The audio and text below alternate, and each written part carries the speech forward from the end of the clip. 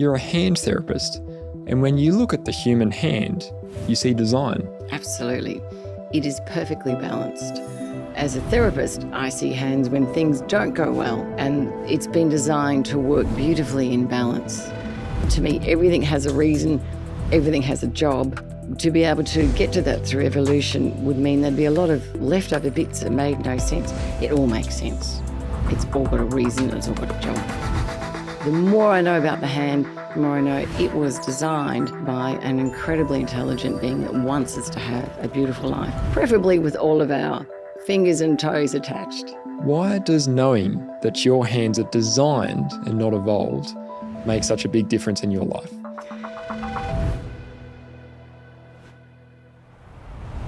My guest today is Dr. Anita Clark, who is a hand therapist who sees the creative designs of God in the human hand. Dr. Anita, you've been working in hand therapy and occupational therapy for the last 30 years, and with all this experience, you've seen how the hand shows a designer. Tell me, why do you think the hand is designed and not evolved? Because it is so beautifully complex, perfectly balanced, and when you look at each tissue and each job that each tissue has, you can tell it's there for a specific reason and purpose. Fantastic. Well, there's a lot of things I want to ask about. There's so many interesting things about the hand. There's fingerprints, fingernails, the bone structure. I see you've got some interesting props today as well. What are some things that you really want to talk about today? Right from the tips, from our fingernails to our fingerprints to the tendons that move the fingers, I'm happy to talk about it all. The last 30 years of my career have been devoted to the specialty of hand and upper limb therapy. It seems a bit specific, but the information is changing year by year. It's a really exciting area to be in. Yeah. So you mentioned hand and upper limb. How far up the limb does that the go? hand therapist should be able to treat injuries all the way from fingernail and fingertip injuries up to shoulder injuries. Okay, so the whole arm. Yep. Yeah, fantastic. Well, let's start with, I'm trying to think of it. I think the fingerprints would be an interesting one to start with, because you hear about them in like crime and law shows and fingerprints and analysis. What's amazing about the fingerprints and how do they point to design? They're all unique, every single fingerprint. Our left-hand fingerprint is not a mirror image of our right-hand fingerprint, but it is a very similar mirror image. We have different components that make up our fingerprints. So we have whorls, loops and arches. And on the ridges, we have our sweat glands. So you make a fingerprint by the oils that are produced from the ridges. Right. And that's something I have heard in Hollywood and, movies and things, that you hear of people burning their fingerprints off and things like that. What are your thoughts about that? Does that work? Do you actually change your fingerprints? I love that about Hollywood. It is so unrealistic. Your skin has 3 layers. You've got the epidermis, the dermis, and the hypodermis. So if you just burn off the epidermis, like a blister, your fingerprint will recur within a few weeks. If you burnt so far down to destroy the fingerprint, you would burn right down to the middle of the dermis where we have the nerve endings and the blood supply.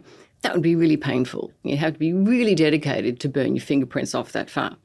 But if you did, you then recover with scar tissue. So you'd have some really unique scars that would be easily identifiable, far more identifiable than searching through thousands of photos of fingerprints. Right. So if you really went to all the effort to go through the pain to get to the bottom layer of the skin, which would be very painful, you'd actually be very identifiable at the same time. Absolutely. Yes. Especially Mr. Scarhand. Wouldn't work too well. No, the fingerprint experts would pick you out easily. Yeah. Well, what about the fingernails? What do you see with God's design in the fingernails of the hands? Without the fingernails, we've got soft endings. If we didn't have the soft endings, our bones would get a lot of pressure areas and problems. So we need the soft ending. But to have a soft, wobbly ending, we couldn't pick things up unless we had virtually an exoskeleton. The fingernails are produced from a nail matrix that is quite a long way proximal to what we see. Where we see the nail start is not the start of the nail. So if you look at where we see the beginning of the nail And our joint, the nail manufacturing matrix, starts about halfway through there. So they're quite long fingernails.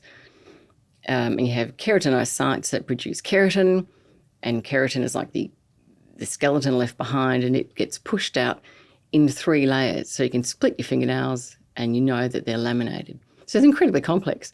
They're also well stuck down to the nail bed.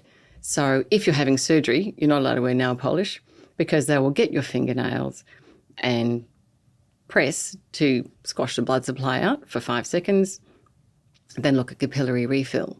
And so your fingernails are a really good window into the nail bed and the blood supply, the perfusion to your fingers. Yeah. Actually, something that someone like if they're whacking a nail in with a hammer, I've seen this. I think I saw it in a cartoon. I think it was The Simpsons or something. But I think my dad did that once where he whacked his thumb and it ended up falling off and the fingernail. And how does that? So naturally, you said does it normally grows back without any issues, or sometimes do you need to actually do surgery to help it grow back right?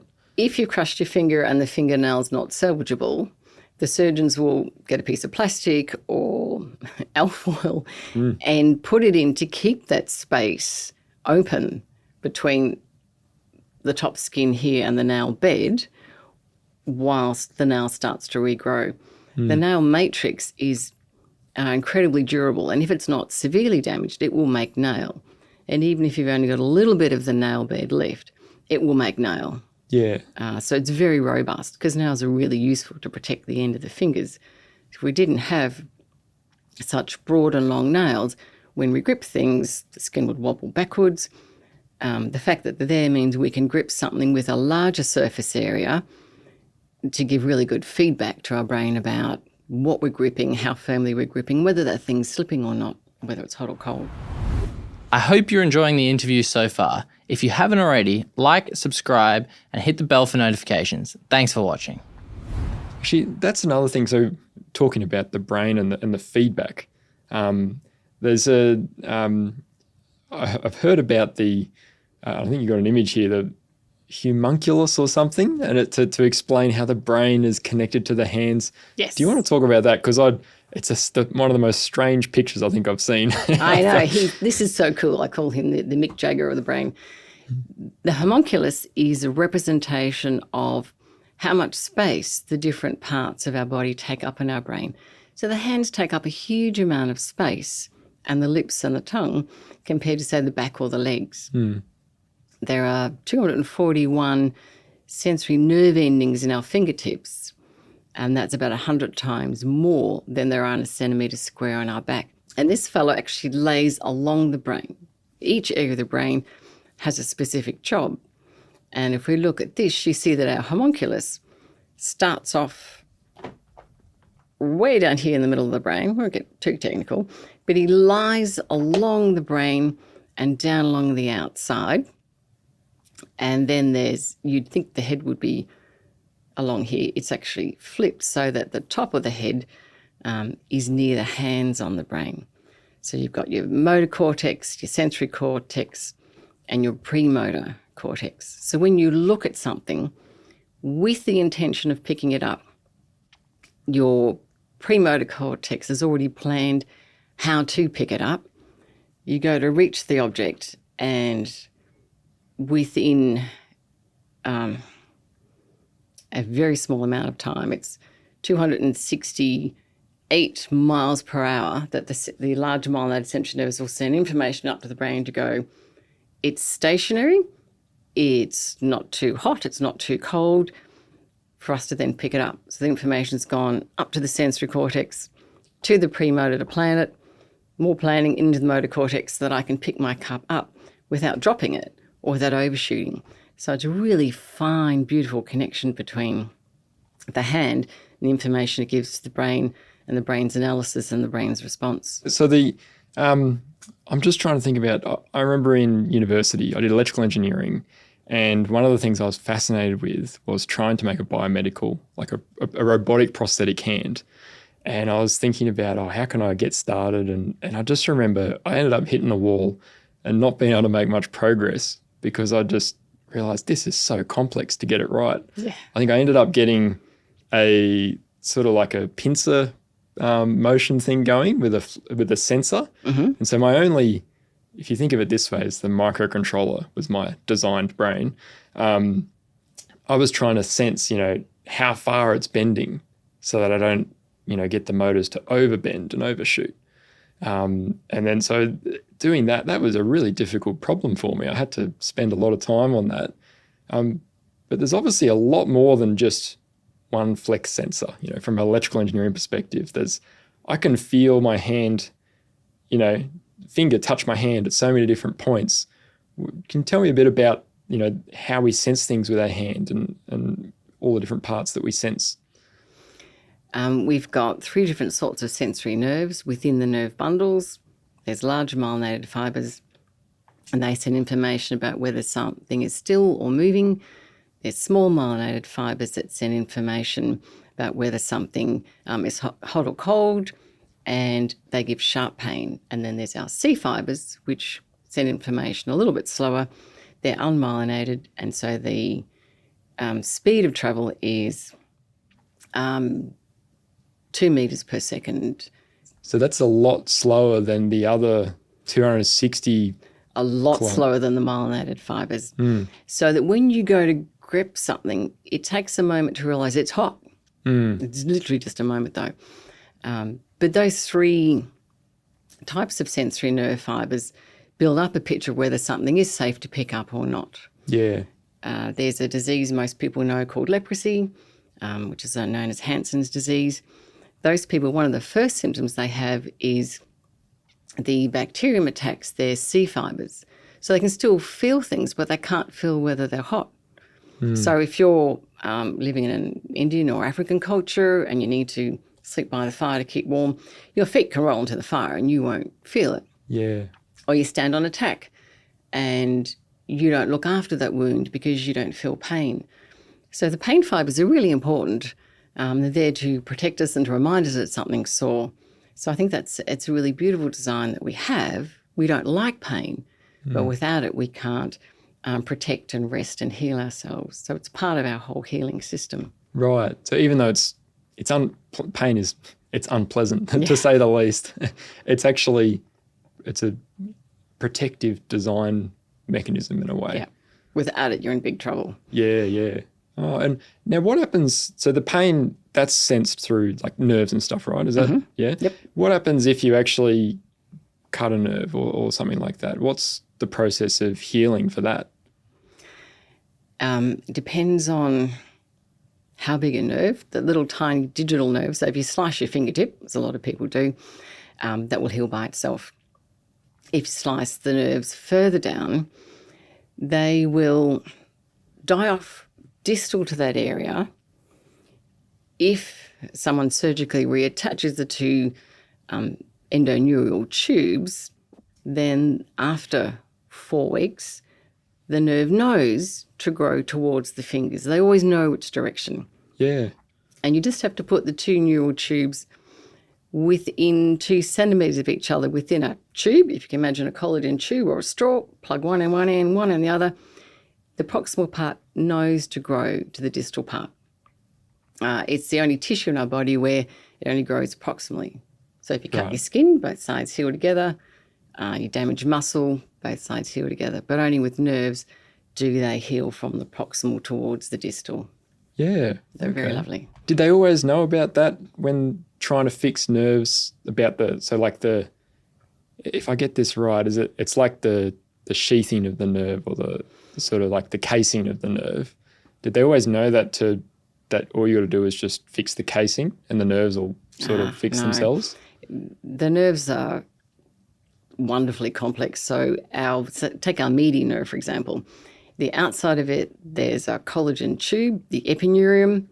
Inside that, we've got bundles of nerves, and they come together in another collagen tube, and within that is another one where the axons are. In the past, the surgeons have tried to work out which is the sensory nerve, which is the motor, and put each fascicle together. So there's a lot of suture material there, and it didn't go well. The nerves didn't like it. They'd sprout sidewards. They'd sprout all over the place. It's taken until really recently, as in the last 20 years to think, why don't we put the two ends in a tube and let them do their own thing?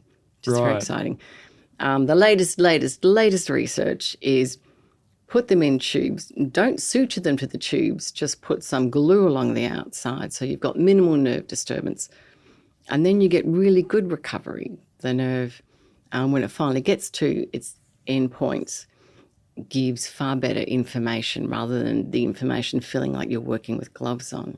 So this area is developing constantly. Yeah. So they originally thought, if we need to fix this, we've got to do everything ourselves. That's right. I'll join all the tiny bits together. Yeah. And now they're like, nope. The body actually, the nerves actually kind of know where to go. Fantastic. Oh, it sounds like, fantastic evidence of design of that. I mean, there's things that we don't, I hear that all the time about things that we think are kind of useless and not super functional, and we think, oh, we're just going to have to fix it all ourselves. And then later people realize, oh, hang on, it's actually been designed very well. We don't need to do all that much in it all. I mean, yeah, I think that's fascinating. Yeah, the more we learn about the body and nerves or tendons or bones, the more we realise we don't know. Yeah. What about bones? So we've got some, now I imagine that's plastic, isn't it? That's not, not real Yes. bones. How do bones heal in the hand? Bones heal through an incredibly complex system. If you break your distal radius and they plate and screw it, you'll actually heal with a different bone pattern than if you're put in a plaster. Because when you put in a plaster, you create callus because of the slightly micro movements you do within the plaster. If the fracture is not stable, you have to have surgery. But if it is stable, you'll form a very strong bone union just by your own body. Yeah, right. Okay. Yeah. So if things aren't broken so badly that they need to be kind of held in position for long enough to reattach, do the bones reattach, or do you actually have to kind of fix them together? You just have to hold them near enough, just like the nerves. You hold them near enough and bone cells migrate across the area. It's an extraordinary complex system.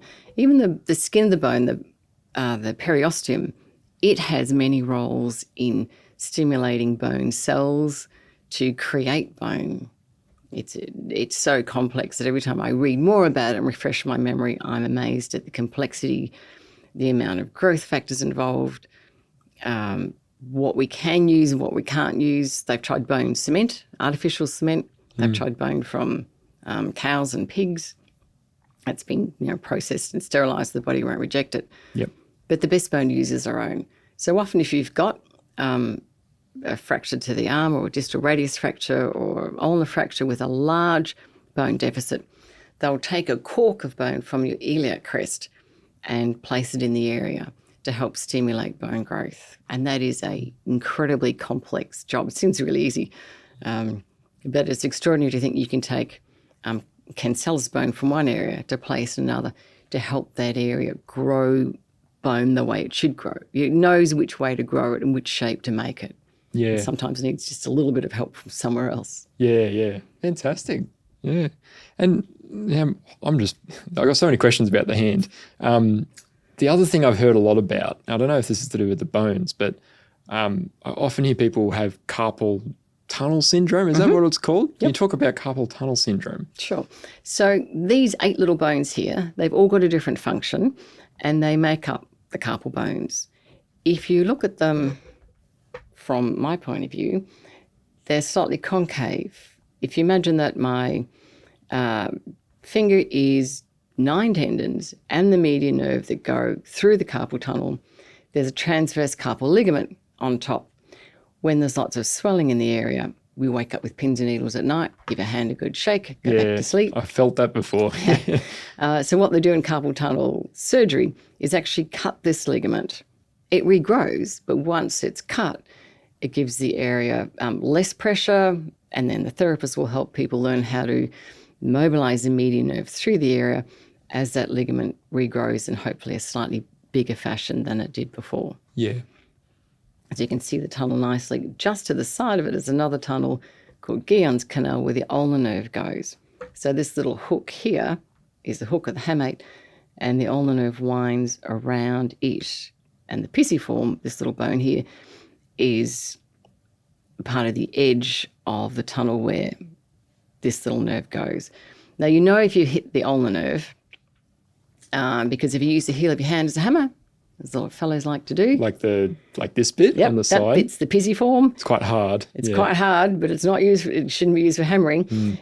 You'll find you'll get tingling up along here. Or if you haven't been mountain biking for a very long time and you're going to decide to do a whole weekend of mountain bike riding. I think I've felt that. Yeah. I think, Is that along here you get that's sort of along there. Yeah. You can really cause a lot of reversible compression of typically the ulnar nerve through here, because the bike handle just comes over where that ulnar nerve is, just distal usually to the hook of the hammer. Yeah. So that's your median nerve and your ulnar nerve. And just to complete the set, we have the radial nerve that innervates all the muscles and some of the skin on the back of the hand. Right. Okay. So it's the 3 nerves. Yeah. Something that's fascinating, because I've never looked at a hand skeleton before. I mean, I've always had my skin on. Good to know. But to see a model like this, the just even like the little lumps and how they fit just right for the the tendons and the nerves to fit in. That's fascinating. Yeah. There's been a lot of research on the carpal bones. This week alone, there was the Queensland Hand Surgical Society annual meeting up in Noosa. I didn't go, but I was looking at some of the slides, and again, they're trying to work out how to repair the ligaments when the ligaments between these bones break. So a ligament, its job's to keep 2 bones together. There's lots of ligaments here, and they allow the bones to move not only up and down, but these 8 little bones to move in a ring fashion as well as in a column fashion. So they all have slight movement and they all have slightly different jobs. And to try to recreate how the ligaments allow the bones to move and keep them stable is really difficult. So the world leading hand surgeon in carpal kinematics, a fellow called Garcia Elias over in Barcelona, said at our conference a few years ago, he said, everything I told you 10 years ago is wrong. Right. And everything I tell you now will all be wrong in 10 years. Because the more we understand about even just this little area of the body, the more we're amazed. Right. The scaphoid doesn't just move up and down, it moves side to side, and it moves in a diagonal plane. That's just one of the bones. Right. And it has an effect on all the others, and all the others have an effect on it. So they're discovering a lot more functionality or multifunctionality for Yes. things that are in the hand. And how hard it is to repair it. Yeah. So if you fall down on your wrist, you may bust your distal radius. Everyone knows someone who's had a distal radius fracture. The next most commonly injured bone is the scaphoid. If you've gone down hard enough that you've caused some injury, not broken the scaphoid, but broken the ligament between the scaphoid and the lunate, it's really difficult to repair that because that ligament also impacts all the others around it. Yeah. And that ligament has 3 parts. It has a dorsal part, a central part, and a volar part. And depending on which part you break, the dynamics of how these move will change. Right. So if you've had that sort of injury, there might be some movements of your hand that you have less flexibility or less range. Or You'll tend to find it's hard to push up on that. So to weight bear on it becomes really painful. Yeah. Or to use tools can become really painful. So to have pain there is quite a game changer for any manual worker. Occasionally they take a tendon called palmaris longus to recreate that ligament by drilling a hole through the scaphoid into the lunate, and they wrap it around the back in a very fancy manner. But that really hasn't fully recreated the biodynamics in the hand. Yeah. So they're still working on how to get it all to cooperate. Yeah. That particular tendon is an interesting one because not all of us have it. Right. So that's called palmaris longus. It's not always used because it's a fairly thin, long tendon, but when we do have it, it can be used as a substitute for ligaments that are broken or for a pulley. Is that what they call a sacrificial tendon? Yes. Is that because I've heard of that as an evolution argument, and people will say that it's like a evolutionary leftover, and that's why we can use it for surgery because not everyone has it, and we can take it, and it's like oh, it's fine without it. Like, what are your thoughts about that? It is useful. Just because everyone doesn't have it doesn't mean that we've evolved to not have it. It's like saying not everyone has exactly the same look on the outside. We don't always have exactly the same look on the inside. And depending on which research you read, 8%, 10%, 15% of people don't have palmaris longus, or they don't have it on one hand, or they have it on another hand. Yep. So see, with you've got it's really easy. So you take your ring finger down and Okay. you put your thumb over it Yep. and you pull your wrist up, and you'll see quite clearly mine sticking out Yep. here. Yep. Next to it is flexor carpi radialis and flexor carpi ulnaris. And I've also got it quite clearly. You can see it on the other side. But let's test your hands. You sort of got two. So that's, So you've got it here quite nicely on you. But what Yeah. about your other hand? let's have a look. So interestingly, you don't have it on this one. Oh, So you're one of those people who unilaterally Yep. don't have that tendon. yeah. And what's so like in terms of function, so again, like the evolutionists, they'll say, oh, it's useless. Why is it useful, you're saying, to actually have it? Because it goes into part of the palmar fascia. So when you draw your hand up in this position, it helps to stabilize the base of the hand. So you can grip something firmly and not have whatever you're gripping wobble from beneath you. Ah, yep.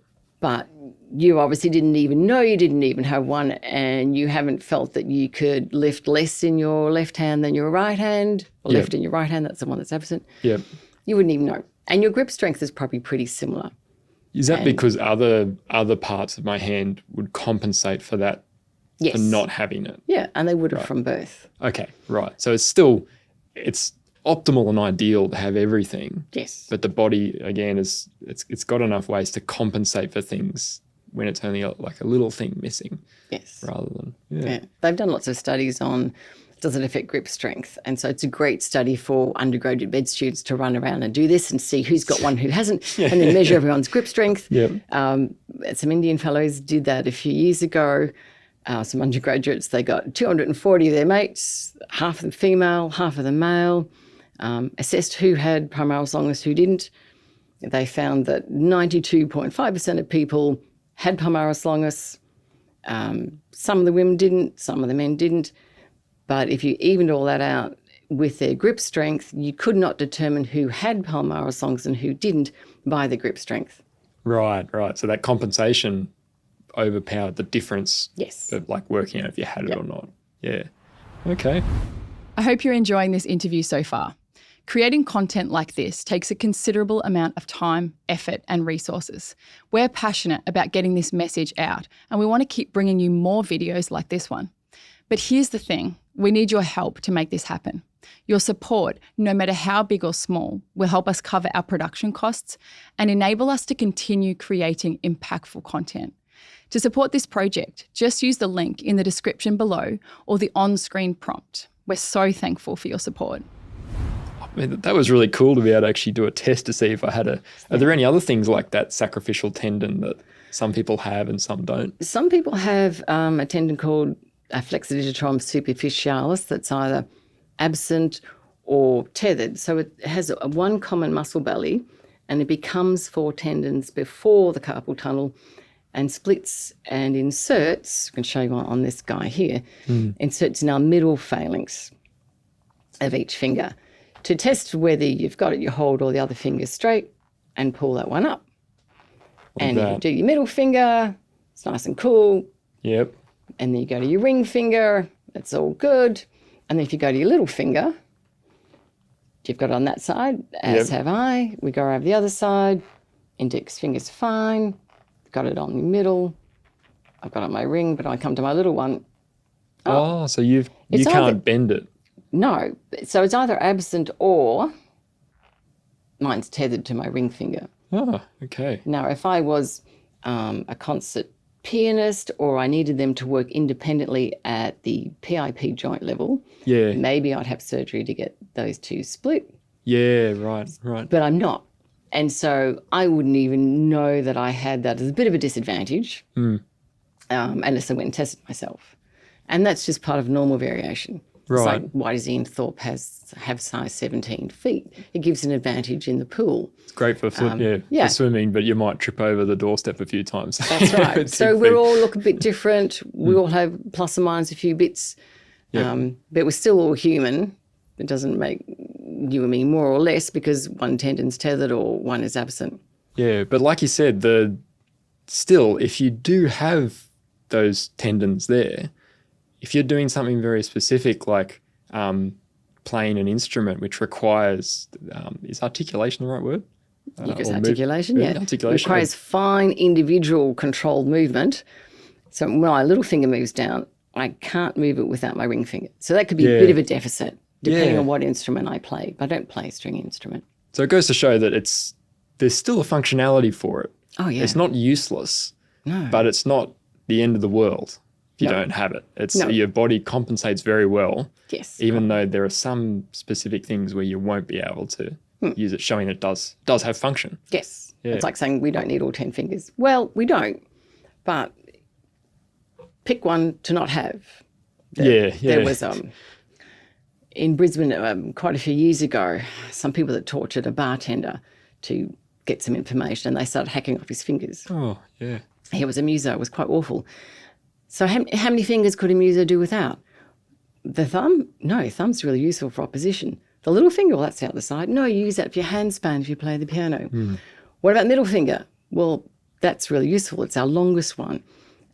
Index finger, thumb, and middle finger are used for a lot of precision work. Yeah. So, if I had a bully say to me, which finger would you like to lose? I'd probably nominate my ring finger. Yeah. But without my ring finger, change is going to fall out of my hand when I ask for change. Yeah. I'm going to yeah. have problems trying to wash my face and cut my hand. Yeah. You have to also get rid of the ray there as well. And then I would have a smaller span. So it's all of use and it's all beautifully balanced, but we can do without them. Yeah. That fellow was on Australia's Story, if people want to look that up. Yeah. And he went back to playing the clarinet. And that's a lovely story because there was a Sydney instrument maker who heard about this fellow and redesigned the levers on a clarinet so that fellow could graduate. Oh, fantastic. Yeah, it's a beautiful story. Yeah. Yeah, so we can compensate, although having all 10 is the best. So that makes a lot of sense that there's full functionality and that's useful for many things. It's not evolutionary leftovers. There's all sorts of things that are useful and have function. But when we have things removed or we have to amputate or things like that, sometimes it's the best situation, given what circumstances we've got. But it doesn't mean it's fully optimal, even though we can live without it. So that makes a lot more sense to me. Yeah. Now, one thing I did want to talk about is right and left-handedness, because I think it's a fascinating thing. I remember I can't remember if I mentioned this before, but like in primary school, I used to remember there'd be scissors and most of the scissors had blue handles and some of them had green handles. And I always thought, oh, why are they different colors? And someone told me, right-handed and left-handed scissors. And so what do you know about right and left-handedness and how does that work with the brain as well? Most of us have a preference for one hand over the other for complex tasks. So if you take the general people and the general concept of handedness, 90% of us are right-handed and 10% are left-handed. But it depends on how you define handedness. If you define as which hand we write with, you'll find everyone from about 1970 backwards all write with their right hand, whether they're left or right-handed. So handedness is an interesting concept where you look at it within the context of the community or the society you live in. So in India, you always eat with your right hand. Yeah. Because you toilet with your left hand. Yeah. So to say if someone's left or right-handed is fairly complex. We can be right-handed for most tasks or left-handed for most tasks, or maybe a bit mixed-handed. My patients would often say to me, oh, I'm not right-handed for everything. I do this with my left hand. Left-handed people are quite standout people too. They're really interesting. Yeah. So no matter how you measure it, they're somewhere between 5 and 15% of the population Yep. Are left-handed. are left-handed. Left-handed, okay. Since World War II, America's had 14 presidents. 5 of the last 7 have been left-handed. Oh, right. So Gerald Ford, Reagan, we got to talk about Ronald Reagan, George W. Bush, Obama, they've all been left-handed. Reagan writes with his right hand, but he was born in the era where everyone was made to write with their right hand. So Okay. my mother is left-handed. She writes with her right hand, does everything else with her left hand. So is she Yeah. left-handed or right-handed? If you did a handedness inventory, she would come out as strongly left-handed. If you did a handedness inventory for me, I'm strongly right-handed. Except if you ask me which hand I crochet with, I'm left-handed because who taught me? My left-handed mother. Of course. So handedness can be mixed to be ambidextrous is something different. Yep. If you're ambidextrous, it's usually for a specific skill. So when I was Right. doing the PhD, I was assessing people's handedness because we're pairing that up with the grip strength to see whether there was a difference in left-handers and right-handers. Yeah. We're asking people which hand they wrote with. Now, usually we all just pick one hand. Yeah. This particular lady, she said, well, do you mean writing on the board or writing on paper? And I thought, oh, she's just being a bit clever. Yep. And I said, well, explain it to me. And she said, well, I'm left-handed. But when I learnt, when I became a teacher, I had to write on the blackboard, it would just smudge. Yeah. She said, so I taught myself to write on the blackboard with my right hand, but when Wow. I write on paper, I write with my left. So that is a truly ambidextrous person for writing. Yeah, yeah. That'd take a. I mean, so if does that mean they'd have genes to like a genetic advantage to be able to learn how to use their left hand as well? Like, are they genetically ambidextrous, or is ambidextrous just something that you actually train yourself to be? It's usually something you train yourself to be, and it's usually just for one or two skills. So Yeah, although that lady could write on the blackboard with her right hand, yeah, most things she preferred to do with her left hand. and that's the genetic And side that's the of genetic things. side. Yeah, Yes. yeah. Okay. It's not strongly genetic because if you think only 5 to 15% of the population are left-handed, it's a pretty small percentage. Yeah. I'm one of 6. My mother's left-handed. I have one sibling that's left-handed. Yep. So if you have a left-handed parent and a right-handed parent, you're not going to get 50% left or right-handed. We're mostly Okay. right-handed Yep. for most tasks that require dexterity. But if you're a tradie and you work in confined spaces, you'll be just as good with your left as with your right with the tools you use in that confined space because Yeah. you've trained yourself that way. Yeah, yep. Because our brains are set up so that 95% of us that are right-handed or prefer our right hand for dexterous and complex tasks have most of our language centered on the left side of the brain. Right. Okay. Seven- hang on. Correct. I got to not say right. Yeah, Go the on. left Yeah, side yeah. of the brain. And 70% of left-handers also have the language centers on the left side.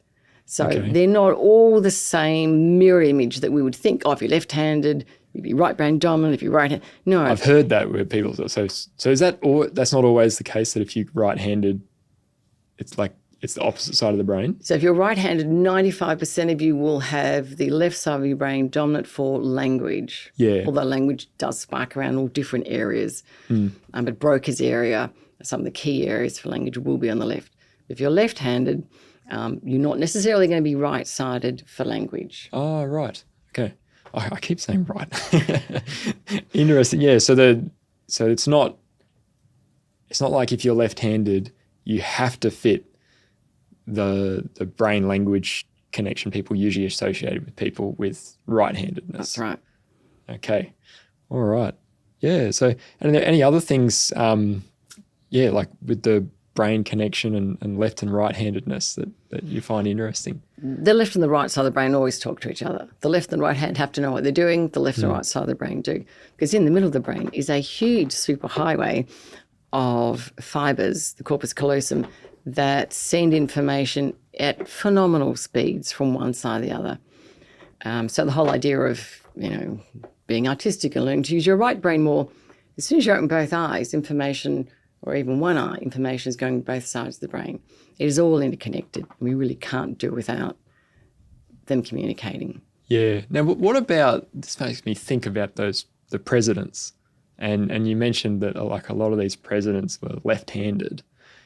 Do you think that's something, like reflects something to do with, again, like you're saying, just because someone's left-handed doesn't mean they've got that different language capacities. Like it can be either. But could that be a connection there? Like that left-handed people have got more innovation or more like, I don't know, ability to be a president, like whatever those characteristics are. Well, they are really standout. Left-handed people are fascinating. A lot of actors that you'd know are left-handed. Tina Fey, Lady Gaga, Keanu Reeves, Julia Roberts, Prince William. So there's a lot of really stand-up people in the world that are left-handed. Yeah. So they really are quite special. And there was a lot of ridiculous controversy a while ago about, if you're left-handed, it's because you've got brain damage. That's an insult. Some people are just wired differently to other people. That's okay. Yeah. It's like with the nerves to the hand.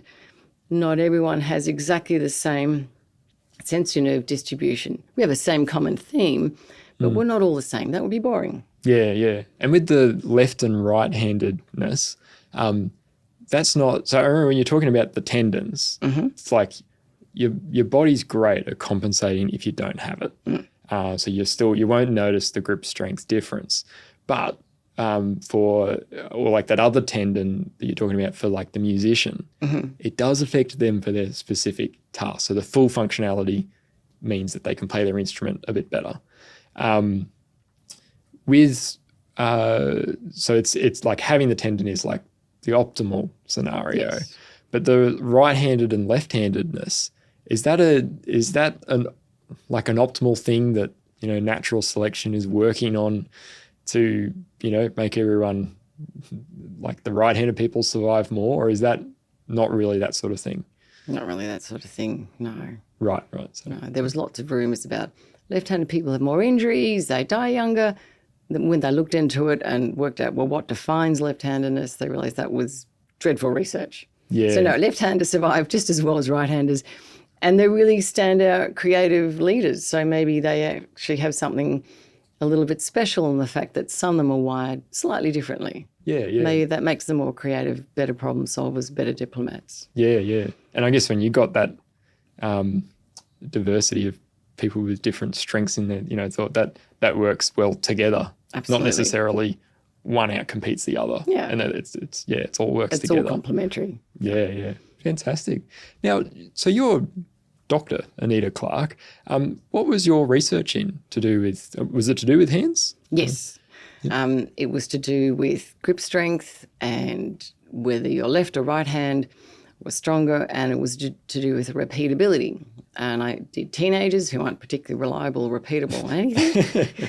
I was looking at whether 13 and 14-year-old teenagers could repeat the same grip strength a week or 4 weeks later compared to 17-year-olds. And we assessed males and females. And therefore also got some grip strength norms for those age groups, which hadn't been done before. So I also needed to look into handedness and make some comments on left and right-handedness, and looked at whether they had hand injuries, look at the shape of their hands, because there's one very commonly used grip strength tool that disadvantages mainly girls with little square-shaped hands. They can't grip it as well. So Right. the bias of the tools. Is that the one that's like a coiled spring? It's like two bits of metal and a spring in the middle? No, that's Not more that of one. a strength trainer. Oh, okay. I've seen So there's that one called a JMR dynamometer. They're all called JMRs now. It's so it's a more technical... it's a more like technical one. Yeah, it's a measurement. hydraulic one. Okay. Sometimes it's electronic. Yeah. Okay. Yeah. So it was about all of those aspects. Yeah. And during your PhD, I mean, this is something I've heard people going through their PhD, and if they're a Christian, especially a creationist, and they're in a field of biology in particular, or geology or astronomy, they do face a bit of pushback. How did that go for you? Were you a Christian when you did your PhD? And Yes, I was a Christian by then. First time around uni, I wasn't. yeah, That's a very long story for another podcast, I think. But I went through doing the PhD just by research. There was no coursework. So I didn't need to sit through and write exams saying, I know this is the answer you guys want, so I'm going to give it to you. But when you do a PhD, you've got to do lots of minor topics. And one of the topics that this statistician suggested was, why don't you do a chapter on the evolution of the hand? And I said, I'm sorry, but I can't. This is several years into the PhD. And we got along okay. Yeah. Maths is not my strong point, so I really relied on the statistician a lot. Yeah. But I said, no, can't do that. And he's like, why not? I'm like, well, I don't believe we evolved. To which he sighed and he said, all right. And he said, you a flat earther? I'm like, no. But, I believe in natural selection. I just don't think we evolved. He's like, okay. He said, don't mention design in your PhD. Don't say it, you won't pass. Just leave it out. Wow. He said, get your PhD and then you can talk about design however you like. So here I am now. Yeah. So I did that. Instead of doing a chapter on the evolution of the hand, I did a chapter on the development of grip strength tools and the history of measuring grip strength. Yeah. As a fairly dry chapter, but, we needed the extra chapters. But at the end of the PhD, I took him out for dinner and the other supervisor. Yeah. And so we had a professional relationship. Yeah. I gave him a creation book. I don't know whether he ever read it, but the relationship stayed. And then years later, I wanted to publish some other research and contacted him and said, will you be involved? And he said, yes, he would. So the relationship stayed respectful, although I had some clear limits and he was respectful of that. So it went fine. That's really interesting to know because, sometimes I hear people going into university and even PhD study like you did, and it can be really hostile. And then sometimes it's like, when I did my PhD, my science area was, it was more physics-based, coastal research. So the evolution thing didn't really come up.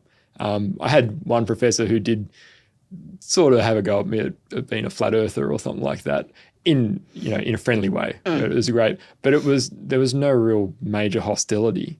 But then some people for yourself, you had to actually say that I can't do this chapter. But you still maintained that respectful relationship, and that's fantastic. That's just, I think that's such a good example for how we should approach, not trying to just knock the door down when we go to university and be like, all right, I'm going to debate all the professors, but also not compromising at the same time. Yeah. Now, about evolution, you're talking about your professor who obviously wanted a chapter on evolution, and I'm guessing that they probably wanted something mentioned about homology, which is something I've heard of, where it's like a textbook thing that they teach about evolution, where the forearm and hand, or this is a good example, it's right there, it's got the same bone structure, but just the bones are different sizes for different animals and even some birds and, marine creatures. And it's sort of, people like to say, it's evidence that we all have a common ancestor because we've all got the same forearm structure. What do you think about that? I would say to that, it's a really good design. It's been designed to use a hammer, to stroke a baby to sleep, to be able to feel 3 to 5 micron thick scratches in a pane of glass. It's beautifully designed. And so why not use a similar design and other creatures? You look at monkeys that swing, they need a good grasp. You need to get a thumb opposable to hang on to those branches. Yeah. So I have no problem in seeing similarities in other species. Right. So the similar features don't point to a common ancestor, point to a common designer. Absolutely. Instead. Yeah. Yeah. And even when you talked about some of the unique, or just the real specific fine details of the ligaments and things, I imagine that's a bit, if we just think about the bones, we're missing a lot of other very, unique and well-designed things that are different to other creatures as well. Yes. Yeah, it's a perfectly balanced design. And we've got a gap here. It's designed so we can go to the side. That's where we can do our hammering or our writing. So the design is beautiful. So why not allow other creatures to also have the ability to take their forefoot to the side? I see no problem in having something similar throughout different creatures. Right. It's just signs to me that the designer has found a good design and used it in different ways in different creatures. So to summarize, why does knowing that your hands are designed and not evolved make such a big difference in your life? Because to me, it's just reassurance that there is a bigger plan than me, someone who was more creative and wants us to have a life of not just survival, but of being able to create art, music, and do so many other things. And the more I know about the hand, the more complex it is, the more I know I don't know, the more I know it was designed by an incredibly intelligent being that wants us to have a beautiful life, preferably with all of our fingers and toes attached. That's so wonderful to hear about, just how much a difference it makes in your life to know that you're created by a wonderful God. Now, we've actually got a magazine, Creation Magazine, which has lots of more information about biology, astronomy, geology, all sorts of these topics, which people think contradict with the Bible. But when you actually look at the science properly, you realise that it just paints a wonderful picture of science working with the Bible in the timeline. So can you talk a little bit about Creation Magazine and why you found it helpful for yourself? I really like reading it over breakfast because the articles are short and I always get something out of it. The articles I like the most are ones where some engineer has taken the design of something within nature and it's helped them make something. For example, I was reading a while ago about the person that designed the head of the bullet train took the design from one of the birds of prey. And I thought, that is so cool that we can realise how meaningful design is within nature to then help us with design in things that make our lives easier or better. Fantastic. Sounds like I have to look at article up on creation.com too. I haven't read that one. Oh, yeah, that's a good one. Yeah. There was one about, in a recent edition, about the elephant's ability to pinch with its nose. And that, of course, sparked my interest. And it can pinch with more of a pinch force than people can. And I just love the idea of, why not make the elephant have this cool ability to pinch things up with its trunk? Yeah, it's like a hand in the nose. Yeah, it is. The way it moves and sniffs and that, you think it is like a hand with a nose on it. Very well And designed. I love that sort of, why not do that? Yeah. God had a great sense of humour when he made things. And those creation articles just really bring out some of that amazing, why didn't I think of that? Why have the zebras got stripes and different patterns? Why do they always have to be the same? They don't. It just reminds me of the diversity and what fun the diversity is. Even in camouflage, there's been some great articles on camouflage. Like, why do some have spots and some have stripes? Well, just because God decided that would be a really good idea. So it's been a great magazine to look at. Fantastic. Well, if people are really keen to get the magazine, we'll have a link in the description below. They can click on the link and that's a way they can sign up for the magazine. I think there's 4 issues every year, so you get them fairly regularly too. We do, and there's enough to keep me going for multiple breakfasts for each edition, so I enjoy that. Fantastic. Well, thanks so much for being here on the podcast. It's been a real pleasure. Thank you for having me. It's been an honour.